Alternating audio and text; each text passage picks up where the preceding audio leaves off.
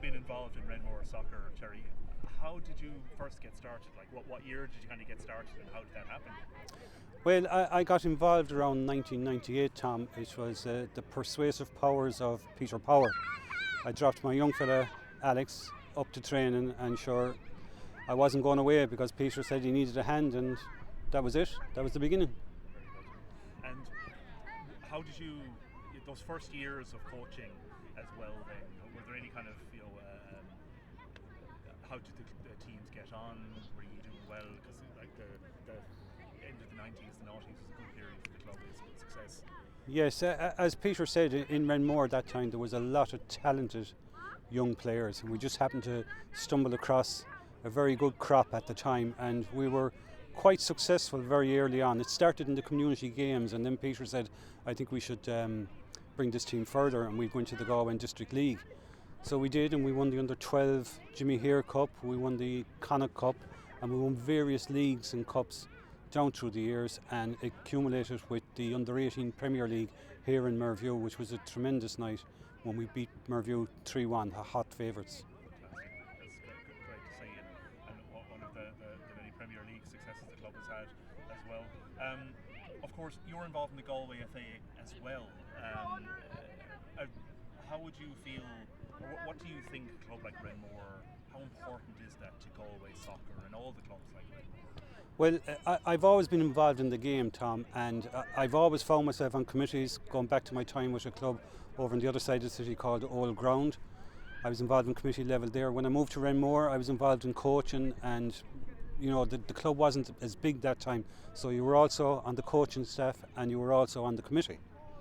So I have an appreciation of what goes on behind the scenes. It's all very fine talking about winning cups and leagues, etc., but the running of a club, the people behind the scenes, and I have to mention people like Niall Beattie, who I still deal with today. I know Tom Bradley is still involved, yourself is still involved, Mike Crowe, tremendous people still working away in the background. What do these people bring?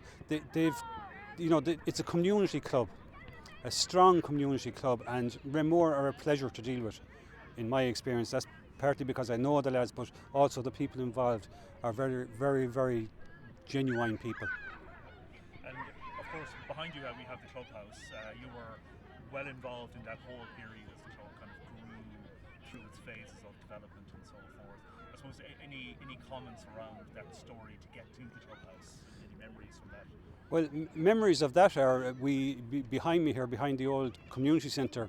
We had a container where we used to store jerseys, flags, nets, footballs, etc., and someone took it upon themselves one night to set it on fire, and a lot of the equipment was destroyed. So that really, the clubhouse project didn't really gathered pace, and I'd have to say, driven by the likes of Peter Power, Niall Murphy, Mike Crowe, Niall Beattie, etc., those people drove it.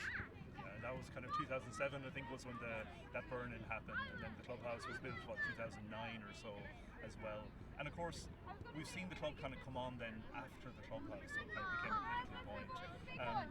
From I suppose you and the Galway FA, that after the clubhouse came,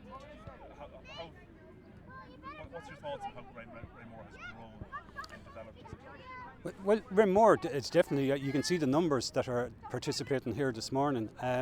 Niall Beattie, I spoke with him a number of weeks back, and he told me that Renmore now have equal membership, 50-50, between boys and girls, which is extraordinary. That's the first club in the Galway and District League that has 50-50 membership, which is extraordinary.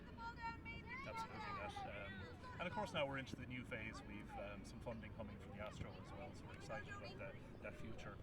What do you think is the future of the game in Galway? The future of the game, in my opinion, is Astro pitches, because the numbers we have playing, the weather we have, with the grass pitches, they just can't cope with it. And if we want to keep playing football and keep training sessions, it's lovely this morning, but we'll see when we come to November, December, January, February, we'll have bad weather, we'll have games postponed. So the future is Astro pitches, where kids can come down and play and train all year round.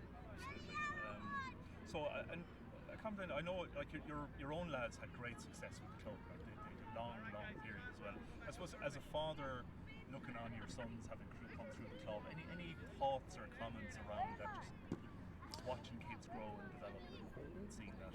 Well, one thing, I always say, well, it's lovely to look back and see cups and medals at home and on sideboards, etc., etc.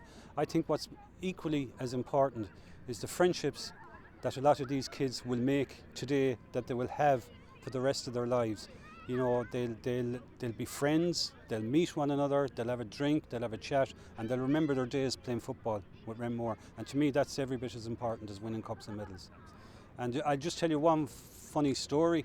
I had two sons. Alex won a lot, played a lot, won a lot. Adam was involved with a younger age group who weren't as successful, but they were every bit as tough and competitive. But I remember at one stage I secured a jersey sponsorship by a friend of mine, Corrib Waste Disposal, and I was proud as punch. I brought the jerseys home, took them out of the bag, and I showed Adam. I said, these are our new jerseys and our new sponsors. What's that? He said, Corrib Waste Disposal.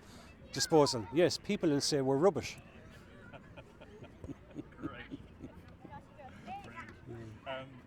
Any standout memories? Any things you're particularly proud of, or moments that just stand out? Goals and games? Well, as I say, Tom, my background is more committee and stuff like that. So I would say one of the proudest things that I felt that I was an important part of my time with Renmore is the clubhouse here behind me, because that'll stand the test of time, and that to me is the people that drive these things, and we end up with structures like that. That's a fantastic memory to have.